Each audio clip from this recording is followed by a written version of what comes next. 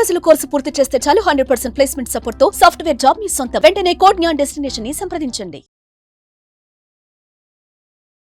Welcome to Suman TV. నేను మీ Suman TV. నాకు టీటీడీలో జరిగినటువంటి దారుణ విషాదం చరిత్రలో ఎప్పుడూ జరగలేదు. అయితే దీనికి సంబంధించినటువంటి వాటిలో 6 చనిపోవటం జరిగింది. ఎవరి నిర్లక్ష్యం వల్ల ఇదంతా జరిగింది, దానికి గల ప్రధాన కారణాలు ఏంటి అనేది ఈరోజు మనతో పాటు హైకోర్టు అడ్వకేట్ అలగర్ రవీంద్రనాథ్ గారు ఉన్నారు. అది వారి మాటలోనే తెలుసుకుందాం. Hello sir. అండి నాగరాజ్ గారు. సరే, ఎవరి నిర్లక్ష్యం వల్ల ఇదంతా జరిగిందని మనం భావించవచ్చు అంటారు? అంటే మీరు ఇన్సిడెంట్ని బట్టి కనుక మనం చూసుకుంటే ఎక్కడెక్కడ పొరపాట్లు జరిగాయి అసలు? నిర్లక్ష్యం, అధికార దర్పం, గర్వం, మదగర్వం, సామాన్య భక్తుల్ని పట్టించుకోకుండా కేవలం విఐపీల యొక్క వాళ్ళ కనుసనలోనే బతకటువంటి ఒక లేఖితనం, భగవంతుని మూర్తిని ఏదైతే ఉన్నారో మూలవరుల్ని, ఆ మూలమూర్తిని పూర్తిగా వదిలేసి మ్యూజియంలో ఉన్నటువంటి ఒక కలెక్షన్ చేసే ఒక ఆదాయ మార్గంగా ఎంచుకోవడం వల్ల ఈరోజు దారుణంగా 6 ప్రాణాలకి భారీ మూల్యం చెల్లించుకోవాల్సిన బాధ్యత పూర్తిగా టీటీడీ పాలక మండలి, పాలక యంత్రాంగం పూర్తిగా బాధ్యత వహించాల్సిన అవసరం అయితే ఉంది. ఎప్పటి నుంచో మన పెద్దలు చెప్తున్నారు, మన జిఎల్ చెప్తున్నారు, మన ఆధ్యాత్మిక వేత్తలు చెప్తున్నారు, తిరుమల అనేది ధార్మిక కేంద్రం, సౌకర్యాలు కలిగించండి, స్వామివారిని ఒక భగవన్మూర్తిగా చూపించండి. అనేక లక్షల కోట్ల మంది యొక్క ప్రజల ఆరాధ్య దైవం వెంకన్న స్వామి, ఏడుకొండలవాడు. బాధ వచ్చినా, కష్టం వచ్చినా, సుఖం వచ్చినా, ఎటువంటి సందర్భాలైనా దేవుడు గుర్తుకొస్తాడు. 7 కొండలు నడిచి ఎక్కి స్వామివారిని దర్శించుకొని ఆ దివ్యమంగళ స్వరూపాన్ని చూసి ఒక దివ్యానుభూతిలోనే వెనక మరలా వెళ్తాడు. అందులో భాగంగానే ఈరోజు వైకుంఠ ఏకాదశి దివ్య పర్వదినం సందర్భంగా ఈరోజు జరిగినటువంటి ఒక అవగాహన లేమి, అధికారులకు ముందు చూపు లేకపోవడం, ఒక నిర్లక్ష్య వైఖరి, దీనికి ఈరోజు భారీ మూల్యం 6 నిండు ప్రాణాలు బలి. ముఖ్యంగా భక్తుల యొక్క జీవితాలతో ఆటలాడుకుంటున్నారు. ఎప్పుడు కూడా చరిత్రలో జరిగిన ఒక దుస్సంఘటన, ఇంత దారుణమైన సంఘటన ఒకరి మీద ఒకరు నెట్టేసుకుంటూ ఇంతమంది భక్తులు వచ్చారు కాబట్టి తొక్కేసాలు జరిగిపోయింది. ఇది భక్తులు నెట్టివేసే ప్రయత్నం చేస్తే మాత్రం క్షమించరు ఏ భక్తుడు కూడా. ఎందుకంటే భక్తులు వస్తారు, స్వామివారిని సేవించుకుంటారు. మీరు ఉన్నది వాళ్ళకి సౌకర్యాలు కల్పించడం కోసం, వాళ్ళకి భద్రత కల్పించడం కోసం, వాళ్ళకి ఆ దర్శనం కల్పించడం కోసమే మీ పోస్టులు, మీ అధికారాలు, మీకున్నటువంటి అధికారాలు అవి మర్చిపోయి భక్తులు ఇంతమందిగా రావడం జరిగింది. భక్తులు తొక్కిసలాటలు ఆడారు, ఆ దొమ్మి జరిగింది, ఆ తొక్కిసలాటలు చనిపోయారు. మాకు సంబంధం లేదు. ప్రతి ఒక్కరూ బాధ్యత వహించాలి. టీటీడీ పాలనా యంత్రాంగం దీనికి పూర్తిగా బాధ్యత వహించాల్సిన అవసరం ఉంది. ఎప్పటి నుంచో చెప్తున్నారు.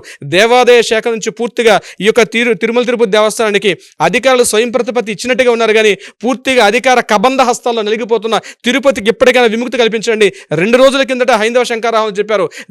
2 రోజులు ఇంకా కంప్లీట్ కాలేదు. ఇంకా బహుశా ఆ కార్యక్రమంలో పార్టిసిపేట్ చేసిన వాళ్ళు ఇంకా ఎవరిళ్ళకి కూడా వాళ్ళు వెళ్ళి ఉండరేమో బహుశా.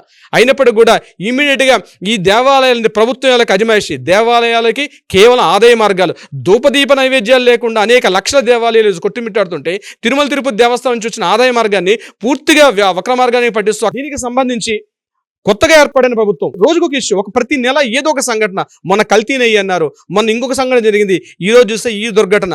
దీనికి ఎవరు బాధ్యతలు వహిస్తారు? పాలక మండలి ఇప్పటికైనా ముందుకు వచ్చి బేషరతుగా క్షమాపణ చెప్పాలి. ఆ కుటుంబాలకి తీరని శోకాన్ని మిగిల్చారు. ఆ తీరని శోకం ఈరోజు వాళ్ళ యొక్క మరణం ఒకటే కాదు నాగరాజు గారు, వాళ్ళ ద్వారా కొన్ని వేల మందిగో తిరుమల కొండకి వెళ్ళారు కాబట్టి ఇలా సంఘటన జరిగింది.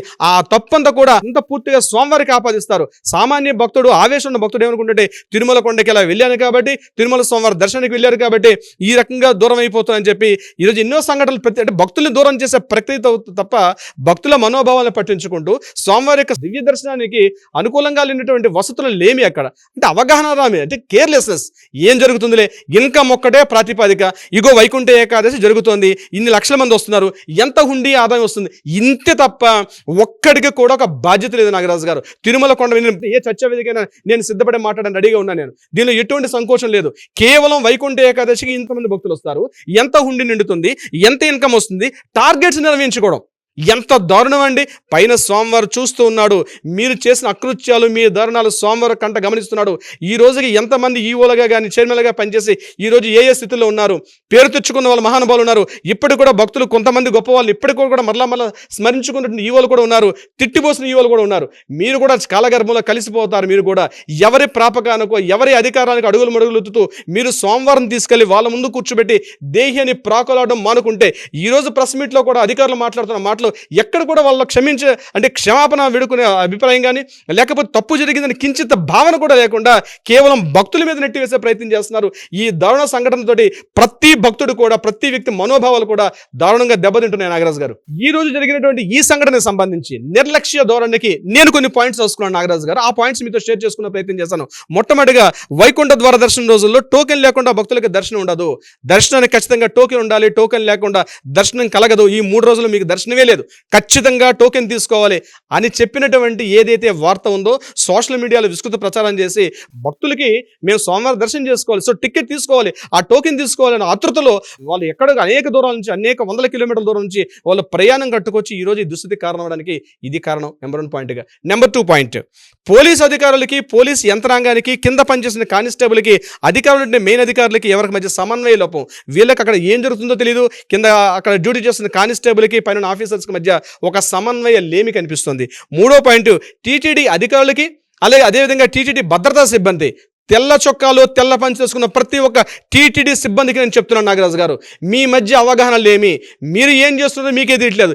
ఎంతసేపు మీ పై ఆఫీసర్కి ఎంతసేపు ఆయన అడుగులతో సరిపోతుంది తప్పించి వాళ్ళని మీరు సరైన విధంగా వాళ్ళు చెప్పే రూల్స్ని పాటించకపోవడం కూడా దీనికి ప్రధాన కారణం. 4వ పాయింట్, అంబులెన్స్ డ్రైవర్స్ ఇన్ టైంలో అక్కడ అవైలబిలిటీ లేకపోవడం. ఇంతమంది సిబ్బంది వస్తున్నారు, ఇన్ని లక్షలాది మంది భక్తులు వస్తున్నారంటే ఎన్ని అంబులెన్స్లు పెట్టాలి?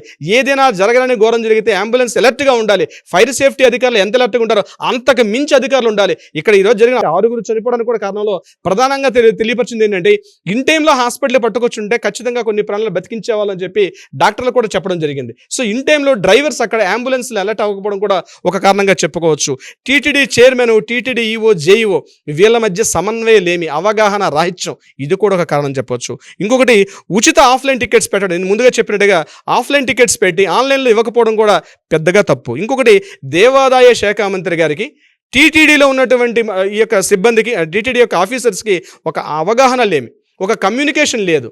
వాళ్ళ డిపార్ట్మెంట్స్, వాళ్ళ కలెక్షన్ ఏజెన్సీ వీళ్ళందరూ కూడా ఎంత కలెక్షన్ వస్తుందో చూసుకోవడం తప్పించి, అరే ఇంత పెద్ద కార్యక్రమం జరగబోతుంది, ఇన్ని కోట్ల జనాలు వస్తున్నారు, వీటి కోసం అందరూ కూర్చొని ఒక సమన్వయంగా మాట్లాడుకునే దేవాదాయ శాఖ మంత్రి చొరవ చూపించకపోవడం కూడా ఒక కారణం.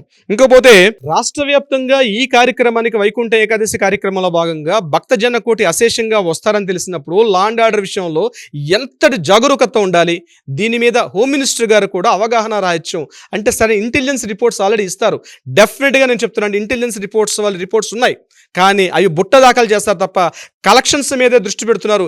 ఇంటెలిజెన్స్ రిపోర్ట్స్ వాళ్ళు ఇచ్చిన సర్వేల మీద మాత్రం ఎటువంటి దృష్టి లేకపోవడమే ఈ రోజు జరిగిన ఈ సంఘటన కారణంగా చెప్పుకోవచ్చు. ఇకపోతే ప్రధానంగా కలెక్టర్, ఎస్పీ, పోలీస్ ఆఫీసర్స్ ఈ కార్యక్రమంలో ఏదో జరుగుతున్న తంతుని చిట్టచివరిగా జరగబోయేది ఏంటంటే, అక్కడ డ్యూటీలో ఉన్నటువంటి డిఎస్పీ కావచ్చు, ఎస్పీ గారు కావచ్చు, వీరి మీద టోటల్గా నెట్టివేసి ప్రభుత్వం తప్పించుకోండి. ఫైనల్గా జరిగింది నాగరాజు గారు, చివరికి ఏ ఒక్కరినో బాధ్యులను చేసేసి అతని డ్యూటీలను సస్పెండ్ చేసేసి ఎక్స్గ్రేషియా ప్రకటన చేసి ఇక్కడితో మా తంతు అయిపోయింది, ఈ కార్యక్రమం అయిపోయిందని చెప్పి 2 సానుభూతి మాట్లాడేసి మరలా యథారాజా తథా ప్రజ యథావిధిగా మళ్ళీ దైనందిన కార్యక్రమంలో మునిగిపోతారు తప్ప ఈ తంతే జరుగుతుంది తప్పించి దీనికి ఎవ్వరు కూడా బాధ్యత తీసుకోరు. ఒకసారి రైలు ప్రమాదంలో లాల్ బహదూర్ శాస్త్రి గారు రైలు దుర్ఘటనకి తను ఎక్కడో సెంట్రల్ రైల్వే మినిస్టర్ గారు ఉంటే దానికి పూర్తి బాధ్యత వహించి ఆయన రాజీనామా చేసిన సంఘటన ఈరోజు నేటి తరాన్ని తెలియకపోవచ్చు, కానీ ఈ సంఘటనకి బాధ్యత వహించి నేను దీనికి బాధ్యత వహిస్తానని చెప్పి అలాంటి నాయకులు కానీ, అలాంటి పాలనా యంత్రం కానీ, అధికారులు కూడా ఈనాటి మనకి ఎవరు కనిపించరు ప్రత్యేకంగా నాగరాజు గారు. ఇకపోతే డిఎస్పీ, ఎస్పీ, అదేవిధంగా పోలీస్ డిపార్ట్మెంట్లో అక్కడ ఎక్కడ డ్యూటీస్ చేస్తున్నారో, ఎవరు ఎక్కడ పనిచేస్తున్నారో ఎవరికి ఏమీ తెలియదు. ఇక ఇంకొక పాయింట్, ఇప్పుడే మనకు అందిన ఇంకో న్యూస్ ఏంటంటే, ఎవరైతే అంబులెన్స్ డ్రైవర్స్, మనం ఆల్రెడీ పాయింట్ చెప్పాం, ఇప్పుడే మనకు అందిన వార్త ఏంటంటే, ఆ అంబులెన్స్ డ్రైవర్ ఎవరున్నారో అతను టికెట్ కౌంటర్ దగ్గర ఛాయ్ తాగుతూ 20 నిమిషాల పాటు ఆలస్యంగా రావడం కూడా ఈ యొక్క ఇంతమంది దేహాలు అంటే స్విమ్స్ ఆసుపత్రికి షిఫ్ట్ చేయడంలో కానీ, రిమ్స్ హాస్పిటల్ తీసుకెళ్లడంలో కానీ ఇన్ టైంలో తీసుకెళ్ళి ఉంటే బహుశా మరొక 2-3 ప్రాణాలు బతికేవారేమో. ఆ ఇంటైంలో తీసుకెళ్ళకపోవడం కూడా అవగాహన రాహిత్యం, నిర్లక్ష్య ధోరణి, అదే దీనికి భారీ మూల్యం చెల్లించుకున్నాం నాగరాజ్ గారు. నాట్ ఓన్లీ ఒక దేవాదాయ శాఖ మంత్రి లేకపోతే హోమ్ మినిస్టర్ శాఖని కాకుండా ఏ శాఖ కూడా ఆ శాఖ మంత్రులకి, ఆ శాఖ సెక్రటరీలకి, ఎందుకంటే ఇంత భక్తజన కోటి ఇంత భారీగా వస్తున్నప్పుడు ఒక సమన్వయం ఉండాలి, ప్రతి శాఖకి ఇన్ఫర్మేషన్ ఉండాలి. అటు వాటర్ వర్క్స్ డిపార్ట్మెంట్ నుంచి, లా అండ్ ఆర్డర్ డిపార్ట్మెంట్ నుంచి, ప్రతి ఇంటెలిజెన్స్ డిపార్ట్మెంట్ అందరూ కూర్చుంటేనే ఒక కార్యక్రమాన్ని సక్సెస్ చేయాలి. ఇవన్నీ పక్కన ఇప్పుడు అధికారాలకి పాలనలో కూర్చున్న వాళ్ళు మాట్లాడడం వేరు, అది ఇంప్లిమెంటేషన్ ఉన్నటువంటి ఆ ప్రాబ్లం, అంటే దాన్ని ఎగ్జిక్యూట్ చేసే విషయంలో ప్రాబ్లం.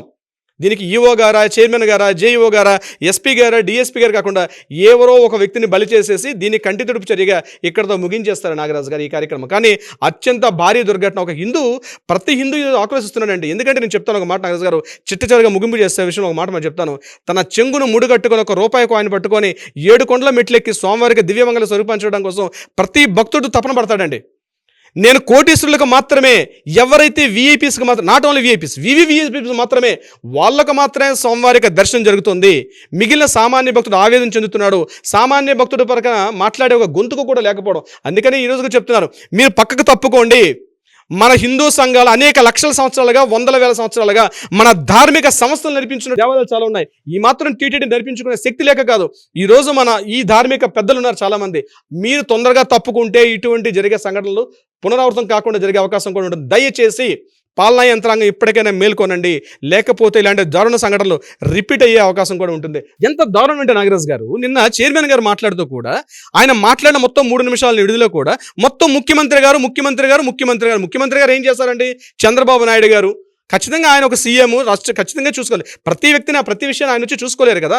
ఈరోజు ఈ సంఘటన సంబంధించి కూడా వారికి అందజేసిన నివేదిక అంతా కూడా ఒక డిఎస్పీ గారు అక్కడ గేట్ల ఇంటైంలో, అంటే ఎవరో ఒక అన్ఫార్చునేట్ అనుకోని ఒక యాక్సిడెంట్ వల్ల ఇమీడియట్గా ఓపెన్ చేయడం వల్ల ఈ తొక్కిసలాట జరిగింది. సో డిఎస్పీ గారిదే తప్పు అని చెప్పి మొత్తం అందరూ కూడా వేళ్ళన్నీ ఆయన చూపించి ఈ రోజు ఆయన్ని బాధ్యం చేసే ప్రయత్నం చేస్తున్నారు. ఆ నివేదిక అలాగే ఇచ్చినట్టుగా మనకి తెలుస్తుంది నాగరాజు గారు. చివరిగా ప్రతి భక్తుడు, ప్రతి సామాన్య భక్తుడు కోరుతున్నాడు, ఆవేదన చెందుతున్నాడు. వైకుంఠ ఏకాదశి ఒక రోజు ముందు పెట్టుకొని ప్రతి భక్తుడు సామాన్య ఆవేదన. టీటీడీ పాలనా యంత్రం బేషరతుగా క్షమాపణ చెప్పుకోవాలి. ప్రతి ఒక్క సామాన్య భక్తుడికి కూడా క్షమాపణ చెప్పినంత మాత్రాన ఆ పోయిన ప్రాణం మరలా వెనక్కి తిరిగి రావు. కానీ నిర్లక్ష్యం, మీ మాటల్లో, మీ చేతుల్లో, మీ బిహేవియర్లో ఆ క్షమాపణ కనిపించేటట్టుగా ఒక ప్రశ్న రిలీజ్ చేస్తే కనీసం ఉపశమిస్తాడు ఈరోజు ఒక సామాన్య భక్తుడు.